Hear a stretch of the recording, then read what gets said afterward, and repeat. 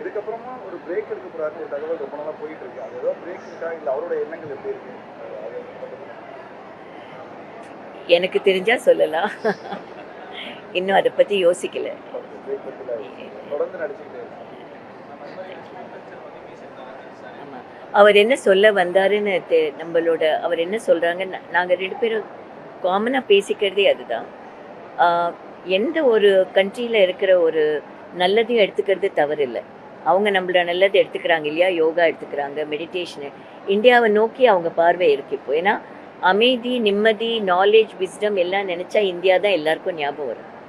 So, நம்மளோட பழமையான இந்தியாவில் இருந்த முன்னேற்றம் இன்னைக்கு எங்கேயுமே கிடையாது. நம்ம இன்னைக்கும் வாழறது அந்த பண்டைய இந்தியாவோட அந்த குளோரியில தான் நம்ம வாழ்ந்துட்டு இருக்கோம். நம்ம புதுசா எதுவுமே பண்ண வேண்டாம். அவங்க பண்ணி வச்சதெல்லாம் காப்பாத்தினாலே போதும்.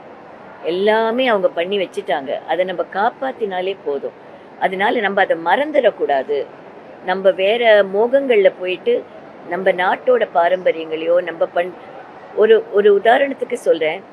நம்ம தமிழர்கள் வாயால ரொம்ப பண்பா பேசக்கூடியவங்க. என்னங்க ஐயா, எப்படி இருக்கீங்க, எப்படிங்க வந்தீங்களா, நமஸ்காரம், இப்படி.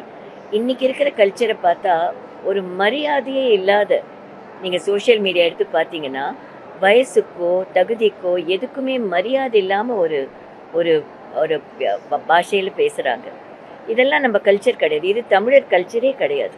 இது இந்தியா கல்ச்சரே கிடையாது. ஸோ நம்ம ஒரு விஷயத்துல ரொம்ப உன்னதமா வாழ்ந்தோம். மரியாதை, பண்பு, நட்பு, அன்பு, அறிவு, வியாபாரம், தொழில், கடினமாக உழைப்பது எல்லாம் இதுதான் இந்திய பாரம்பரியம்னு சொல்கிறது. ஸோ அதை நம்ம காப்பாற்றணும்.